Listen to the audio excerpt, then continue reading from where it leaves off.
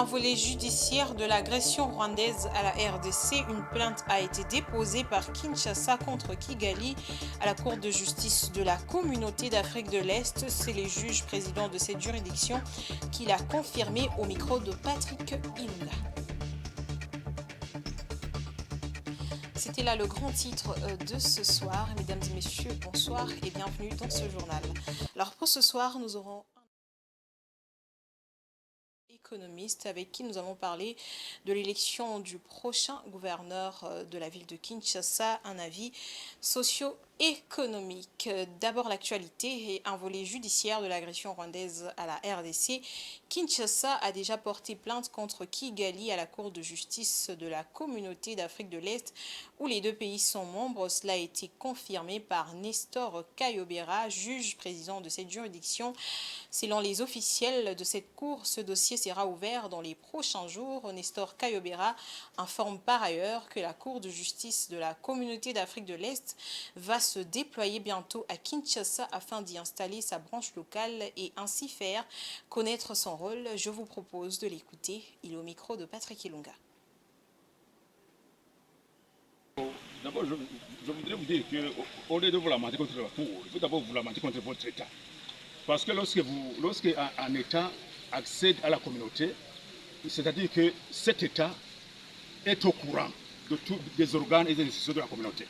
Ça, c'est un. C'est-à-dire qu'il faut d'abord demander au ministre de la Justice de la RDC pourquoi son peuple n'est pas au courant de la Cour. Mais pour nous, ce que nous allons faire, comme je l'ai déjà annoncé, c'est que nous programmons déjà, nous avions programmé une descente pour venir en RDC, mais le budget que nous avions préparé l'année passée, il y a eu un problème de budget au niveau de l'Assemblée législative, et le budget qui avait été préparé pour la Cour, pour son travail, n'a pas été accepté. Mais nous pensons que maintenant, nous comptons faire une descente au niveau de la RDC pour montrer à la population de la République démocratique du Congo le rôle de notre Cour. Donc nous organisons des descentes au niveau de la RDC, même aussi en Somalie, mais aussi au Soudan du Sud. La RDC, nous avons déjà un juge. Nous avons un juge au niveau de la première division. Il est ici. D'ailleurs, je vous conseille de le voir avant de quitter ici, parce qu'il est ici, il participe déjà au niveau de la première division de la Cour. Nous avons déjà un seul cas. Nous avons un seul cas où la RDC a saisi la Cour. La RDC a déposé une plainte contre le Rwanda. C'est le seul dossier que nous avons au niveau de la RDC. Mais on ne peut pas discuter sur ça, parce que c'est un dossier qui est déjà en cours. Il faut savoir que le juge président s'est exprimé à l'occasion de l'ouverture d'une formation à Arusha en Tanzanie des journalistes sur la couverture des questions judiciaires dans la région. À propos de la RDC, le pays qui a adhéré à la Communauté d'Afrique de l'Est il y a près de 2 ans, quand un juge à la cour de justice de cette communauté, la plupart des autres pays membres en comptent 2. Parlons politique. À la matinée politique de l'Union pour la démocratie et le progrès social de ce dimanche, le secrétaire général de ce parti, Augustin Kabuya, a présenté le candidat gouverneur de la ville-province de Kinshasa, désigné par l'Union sacrée. Il s'agit de Daniel Bumba Lubaki de l'UDPS.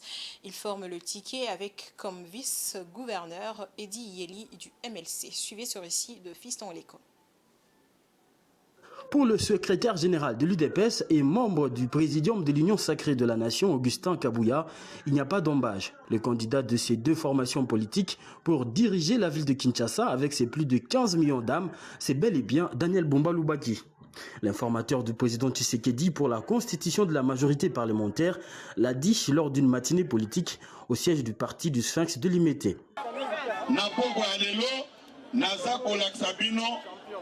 D'une manière officielle, les candidats de l'UDPS comme gouverneur pour la ville-province de Kinshasa, c'est Daniel Bumba. Ici, il s'agit de l'UDPS. Il s'agit de l'intérêt de l'UDPS. Daniel Bumba Lubaki va faire équipe avec Eddie Iyeli du MLC. Enthousiaste, avec un sentiment d'une manche du combat accompli, le candidat gouverneur a dit tous ses remerciements au chef de l'État, à la hiérarchie du parti, mais aussi aux militantes et militants. Il est tout de même conscient de l'autre paire de manches qui reste, affronter les élus provinciaux. Ce n'est qu'une bataille, mais ce n'est pas encore fini. Le secrétaire général le bien a pour la rater, UDPS et Zali parti à victoire, n'est-ce pas? Alors, accompagnement n'a pas manifesté. Les gars, on a la décision aujourd'hui, nous allons poser là, et Kokaboumo poser à la manifester dans l'élection. Avec le secrétaire général, la Kolokana Koutapé, le député provincial, pour la commissaire, vision Oyo, décision Oyo, secrétaire général a suivi, effective. Depuis qu'il a exprimé ses ambitions pour diriger la ville, ce candidat gouverneur de Kinshasa pour le compte de l'Union sacrée n'a cessé de prêcher aux structures du parti son plan d'action consistant à rendre Kinshasa moderne, sécurisé et salubre avec plus d'emplois. Selon le dernier chronogramme de la CENI, les élections des gouverneurs auront lieu le 28 avril prochain. Une brève dans ce journal, alors que les tractations continuent autour de l'informateur pour déterminer l'ossature du prochain gouvernement à travers une majorité à identifier, on en sait désormais un peu plus sur le prochain Premier ministre, selon l'informateur du président de la République. Le nouveau chef du gouvernement attendu viendra de l'UDPS. Augustin Kabouya l'a dit lors de la matinée politique de ce dimanche au siège de l'UDPS, car, dit-il, le parti a plus de députés comme l'a voulu le chef de l'État. Parlons d'autre chose à présent, alors que la date limite pour les dépôts des candidatures pour l'élection des gouverneurs et vice-gouverneurs s'approche à grands pas en République démocratique du Congo. À Kinshasa, les regards se tournent déjà vers l'avenir de la province et les qualités nécessaires pour celui qui va diriger le gouvernorat de cette province. Dans un vox pop réalisé par Geopolis Télé, des habitants de la capitale congolaise font part de leurs attentes quant au profil idéal du prochain gouverneur de leur province. Écoutez-les les uns les autres au micro de Francine Moukeba et de Christelle Loubouya. Les gens des gouverneurs que nous voulons, ce sont les gouverneurs qui vont, dans un premier temps, soutenir les projets du chef de l'État, les projets de 145 territoires. Il faut qu'on nous amène des gens, c'est-à-dire, il faut voir des gouverneurs, les technocrates, les gens qui comprennent les besoins à la base de la population, surtout les 145 territoires. Si nous avons l'exemple du rural, les gens qui quittent Bouende en masse, les gens qui quittent Dimbelenge en masse, viennent à Kinshasa, c'est à cause de quoi? C'est à cause des territoires où il n'y a pas d'eau, il n'y a pas les routes de dessert agricole. C'est pourquoi les gens sont tentés d'inonder Kinshasa. Mais si vous améliorez, surtout les gouverneurs, et surtout à l'intégrité de la population,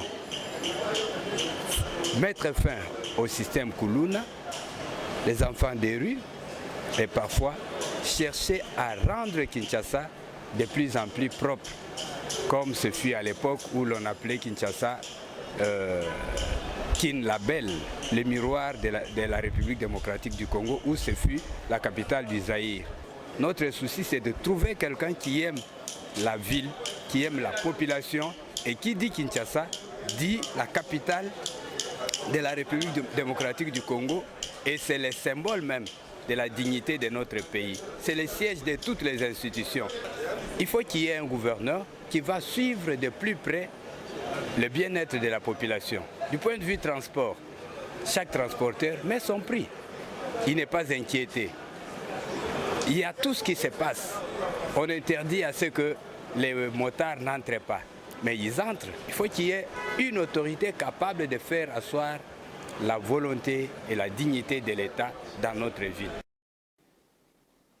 Ce reportage nous ramène à notre invité de ce soir. Il s'agit de Dieudonné Kassongo, économiste, à qui je dis bonsoir. Bonsoir.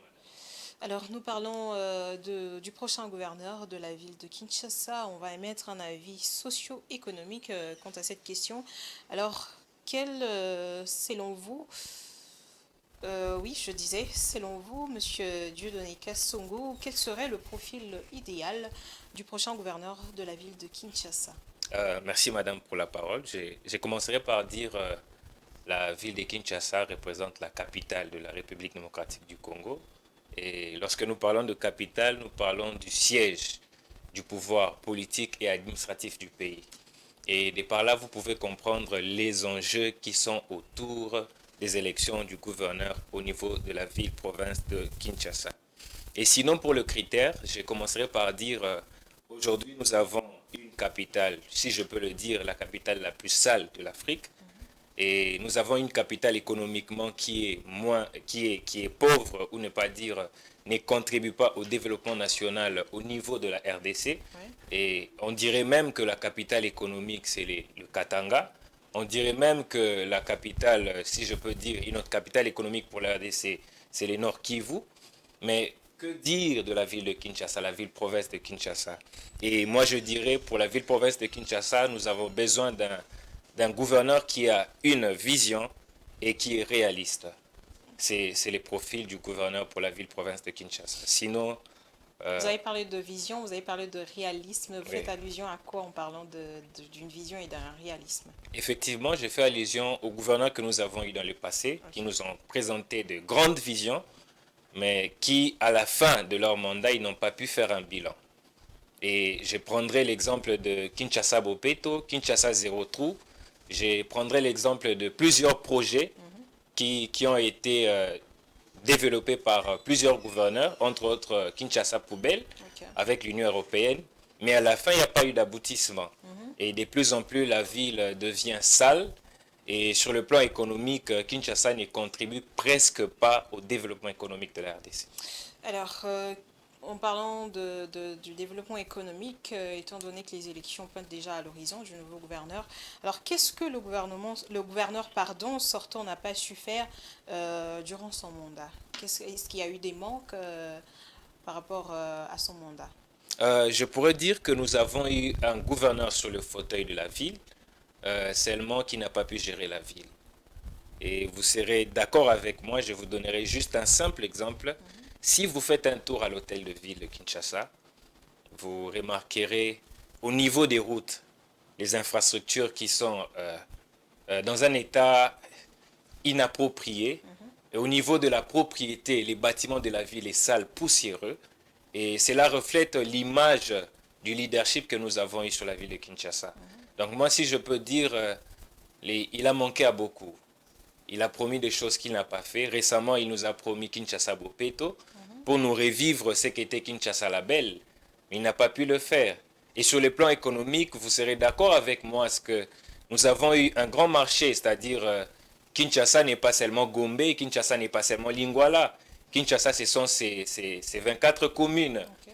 Et le marché central de la ville-province de Kinshasa a été détruite pour être reconstruit un grand marché. Mais malheureusement, cela a fait plus de 2 ans et que ces marchés n'existent plus. Quid de ces vendeurs? Quid de ces Congolais qui vivent de leur commerce? Donc je dirais que nous avons eu un gouverneur qui n'a pas pu du tout gérer la ville-province de Kinshasa, bien qu'il a eu de petites réalisations. Voilà, merci. Alors, quels sont les défis à relever pour le prochain gouverneur? Un avis socio-économique en tant qu'économiste, quels seront, votre avis en tant qu'économiste pour le prochain gouverneur? Qu'est-ce qu'il pourrait réaliser dans la ville de Kinshasa sur le plan économique? Comme vous l'avez dit que le gouverneur sortant n'a pas su relever le défi. Vous avez parlé du marché central qui a été fermé, dont les travaux ne sont pas encore finis. On voit qu'il y a quand même beaucoup de gens qui sont restés à la maison. Alors vous, quel est votre avis par rapport à cela? Je dirais les plus grands défis de la ville de Kinshasa, c'est les infrastructures. Ok. Et vous serez d'accord avec moi, nous sommes butés à un problème d'embouteillage. Et aujourd'hui, si tu dois arriver chez toi, tu dois faire au moins 1 heure si tu es non loin du centre-ville. Et pour ceux qui habitent Kinkole, cette population de Kinkole, il doit faire 5 heures à 6 heures du temps. Mais imaginez-vous si quelqu'un doit venir travailler en ville et quel tronçon qu'il doit faire, quelles difficultés rencontrer par rapport à son déplacement. Mais aussi sur le plan économique, on ne parle pas des développements sans infrastructure. Donc, si les aliments, si le bien doivent quitter au fin fond de la ville pour arriver à Kinshasa, au centre-ville, il y aura d'énormes difficultés. Et cela, c'est le plus grand défi que nous avons au niveau de la ville, province de Kinshasa, mais aussi les gouverneurs que nous aurons. Espérons que ça soit quelqu'un de pragmatique parce que Kinshasa n'a pas de marché. Si je peux vous poser une question ce soir, connaissez-vous combien de marchés dans les 24 communes que nous avons à Kinshasa? À part le grand marché, à part le marché de Liberté, mais toute la population fait ses mouvements, ils quittent les fins fonds de la ville pour venir au centre-ville, juste pour acheter un bien. Mais pourquoi pas les gouverneurs doivent construire des marchés dans toutes les communes et ces marchés-là vont permettre un développement au niveau des communes. Et un autre défi, c'est les défis de la salubrité. Kinshasa est invivable. Récemment, nous avons reçu personnellement, j'ai accompagné une délégation des Américains qui est arrivé à Kinshasa et nous sommes arrivés à un restaurant. Il a demandé aux invités, à nous qui l'avons invité, s'ils pouvaient manger ce qu'on leur servait. Vous savez pourquoi il a posé cette question? Parce qu'il a vu la saleté qu'il y avait à Kinshasa. Il s'est dit, si je dois manger un légume dans un restaurant, d'où viennent ces légumes? Voyez-vous, le Kinshasa est de plus en plus sale et le gouverneur que nous aurons dans les jours qui viennent, il doit vraiment veiller à la salubrité. Utiliser le fils du pays. Moi, personnellement, je ne suis pas d'accord avec cette politique de chercher la main-d'œuvre à l'extérieur. Comme nous l'avons vu le président le faire avec les Turcs, nous avons de dignes fils du pays. Il suffit de les motiver. Ils vont bien travailler, créant une brigade de salubrité et Kinshasa sera de plus en plus propre. Voilà, merci. On retient, vous avez parlé de l'infrastructure, la salubrité, c'est les grands défis à relever pour le prochain gouverneur. Alors, votre dernier mot par rapport à cette question? Par rapport à cette question, mon dernier mot, je dirais, les Kinois doivent se prendre en charge. Ouais. Nous devons arrêter à attendre de notre prospérité des politiciens, de ce dont nous voulons sur la ville.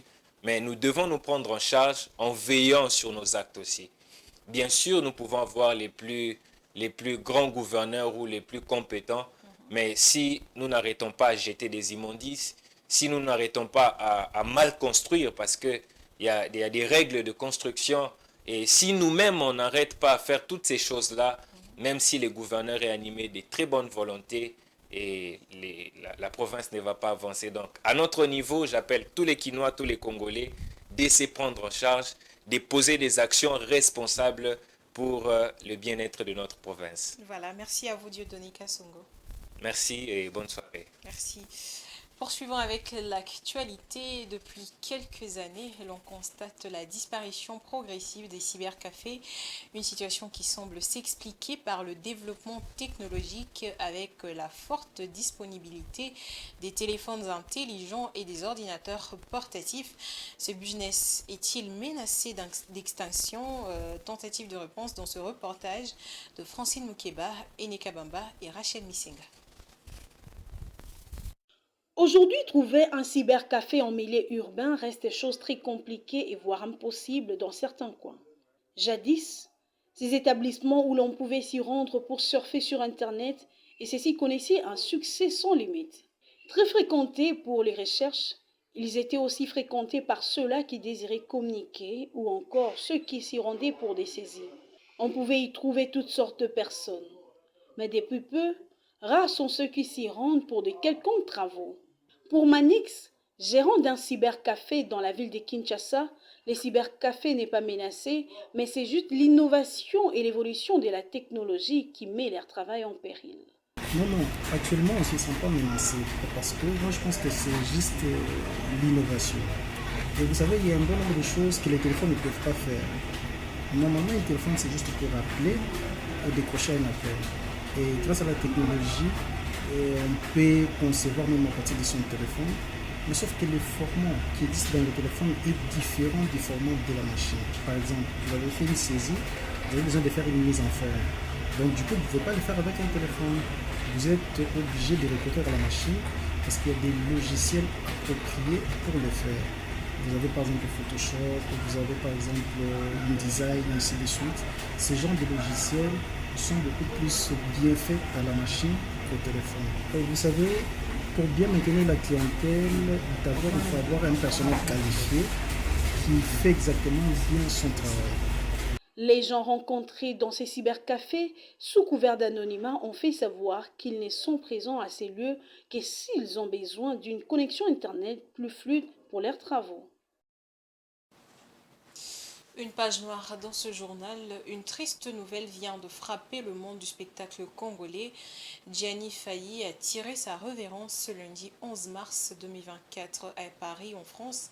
Selon quelques sources concordantes, il serait mort d'une crise cardiaque. Il était connu pour ses talents de comédien et d'humoriste dans les années 90. Il faisait partie du célèbre groupe Chic Choc Loyenge, créé par Ngadiadia Ngadios. Nos sincères condoléances à sa famille biologique et comédienne. En sport, la deuxième journée des playoffs de la 29e édition du championnat de la Ligue nationale de football s'est jouée ce week-end du 9 au 10 mars. Une journée qui a vu Mazembe chuter du podium après son nul face au Dauphin Noir de Goma, notamment. Blaise Kouzola au commentaire. Ce dimanche 10 mars, le tout-puissant Mazembe a livré son premier match en déplacement face à l'AS Dauphin Noir au stade de l'unité de la ville de Goma, au Nord Kivu. Devant un public curieux venu en masse au point de remplir le gradin pour voir ce que va proposer le célèbre TP Mazembe de Lubumbashi, le match n'aura pas tenu parfaitement ses promesses. Les deux équipes se sont quittées sans marquer de but, soit un score de 0 but partout. Ainsi, le Corbeau ont laissé filer 2 points alors que le Dauphin Noir tiennent leur premier point en 2 matchs. À Lubumbashi, l'équipe locale de Lubumbashi Sport a coulé face à l'AS Vita Club par 2 buts à 0. Eli Panzu à la 2e minute et Piana Monzizi à la 33e ont scellé la première victoire de Moscovite. Lubumbashi Sport, quant à lui, reste dans le dur, 7 buts encaissés sans en marquer le moindre en 2 matchs. Le samedi 9 mars, au stade TP Mazembe de Lubumbashi, le cercle sportif Don Bosco a échoué devant l'AS Maniema Union. Le Salésien ont pris 2 buts sur balle arrêtée. Dieu merci, Lupuni à la 23e et Ordi Simete à la 82e minute sont le buteur de Maniema Union. C'est l'équipe qui a gagné tout ce match en 2 journées. À Kinshasa, les duels entre le football club Les Aigles du Congo et le football club Saint-Éloi Lupopo a réservé du spectacle. L'attaquant camerounais nouvelle recrue des Aigles a été le premier buteur à la demi-heure de jeu. Les défenseurs et souvent buteur de Lumpa, Ikoyo Iyembe a égalisé à la 46e. Lupopo a même pris l'avantage au score grâce à Harvey au CT à la 58e minute à la conclusion d'une superbe action collective. Alors que les cheminots croyaient avoir fait l'essentiel, c'était sans compter sur Dieu merci Moukoko Amale qui d'un centre venu de nulle part trouve Merveille et Yimba. Ces derniers, après une belle détente, bat les gardiens Yves Moukawa avec un but de la tête à la 94e minute. Après la clôture de la 2e journée, place à la 3e déjà dès ce mercredi et jeudi. À l'affiche, 20 clubs jouera Lupopo au stade de Martyr, Mazembe Maniema Union au stade TP Mazembe, Lubumbashi Sport croisera les CS Don Bosco au stade Kibasa Maliba et Dauphin Noir va recevoir l'équipe des Aigles du Congo au stade de l'unité de Goma. Prenons un vol en dehors de la République démocratique du Congo avec cette page internationale.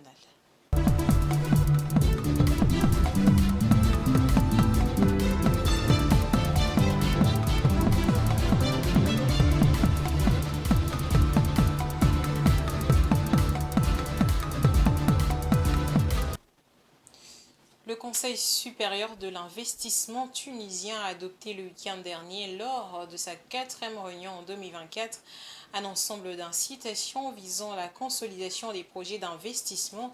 Ces résolutions sont d'ailleurs adoptées alors qu'une baisse de 2,25% d'investissement a été observée en début de 2024 dans le pays. En Tunisie, le Conseil supérieur de l'investissement a adopté le 8 mars 2024 un ensemble d'incitations visant la consolidation des projets d'investissement dans le pays. Ces mesures interviennent dans un contexte marqué par une baisse de 2,25% de l'investissement au début de l'année 2024. Selon le Conseil, cette adoption a été faite dans le cadre de la poursuite de l'exécution des instructions du président de la République, Kais Saïed, afin de booster l'investissement dans le pays.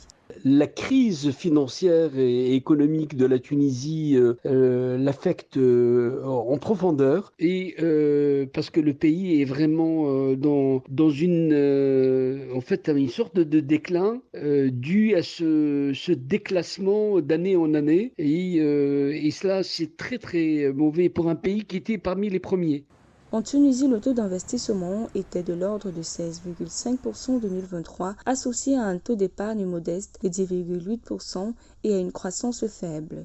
Ceci est dû à un environnement non favorable, se traduisant par la fermeture depuis 2019 de 433 entreprises industrielles, dont 212 dans le secteur des exportations, occasionnant la perte de 6 000 emplois. L'augmentation du taux d'intérêt par la Banque centrale de Tunisie et le recours massif de l'État au crédit intérieur ne sont pas de nature à favoriser la reprise escomptée de l'investissement, selon des économistes tunisiens. C'est un objectif possible et je pense que surtout le pays veut amorcer un processus économique, dynamiser l'économie et c'est un des aspects, mais c'est vraiment, ça reste quand même insuffisant. C'est mieux que rien.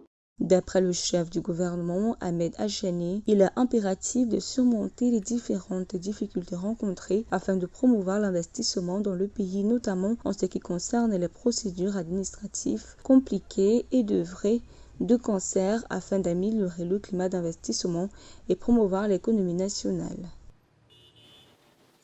Et puis, Terraco, spécialiste sud-africain des data centers, se lance dans la production d'énergie renouvelable avec la construction d'une vaste centrale photovoltaïque de 120 MW. L'exploitant des centres de données informatiques a obtenu le feu vert de l'entreprise publique Eskom pour raccorder son projet de centrale solaire de 120 MW au réseau électrique sud-africain. Patience Lokiki. L'exploitant des centres des données informatiques Terraco a obtenu le feu vert de l'entreprise publique Eskom pour raccorder son projet de centrale solaire de 120 MW au réseau électrique sud-africain. Une fois en service, le parc situé dans la province des Free States devrait produire plus de 338 000 MW d'électricité par an. Le parc devrait être opérationnel dans les 18 mois et l'électricité sera acheminée par Eskom et les réseaux électriques municipaux jusqu'à ces data centers dans le pays. Rien qu'en 2023, on comptait pas moins de 332 jours de délestage pouvant durer de 2 heures à plus de 10 heures. Face à cette situation, plusieurs pays, dont la France, l'Allemagne, le Royaume-Uni et les États-Unis, ont lancé le G7, un plan d'investissement massif de 8,5 milliards de dollars destiné à aider le pays à sécuriser son réseau électrique et à atteindre la neutralité carbone d'ici 2050. Une autre façon de vous informer, mesdames et messieurs, faisons place à présent à la revue de presse.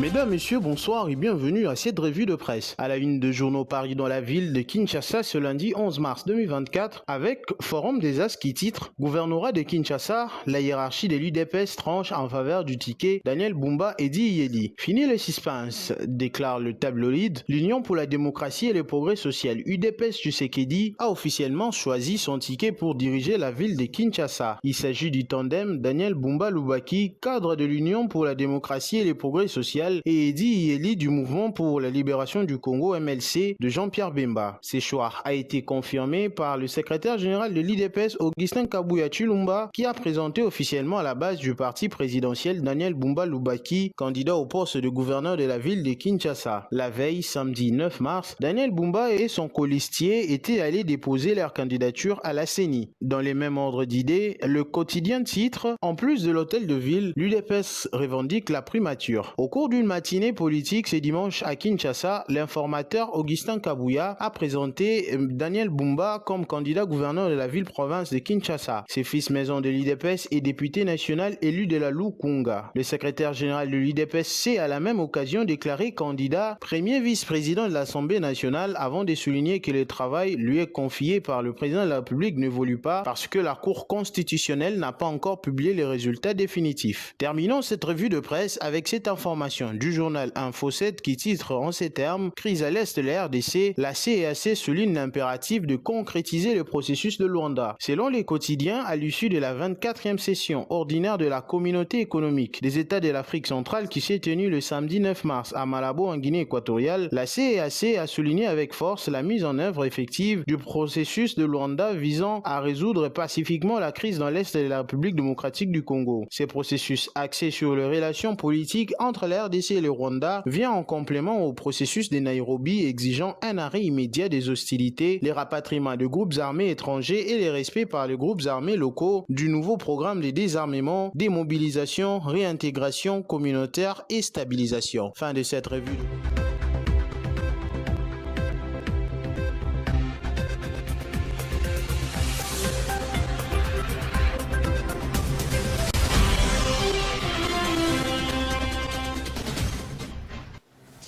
Fin de cette livraison de l'actualité, mais avant de vous quitter, je vais vous rappeler le grand titre. Un volet judiciaire de l'agression rwandaise à la RDC, une plainte a été déposée par Kinshasa contre Kigali à la Cour de justice de la communauté d'Afrique de l'Est. C'est le juge président de cette juridiction qui l'a confirmé au micro de Patrick Ilunga. Voilà, c'est la fin de ce journal, mesdames et messieurs. Merci à vous de l'avoir suivi et surtout, portez-vous bien.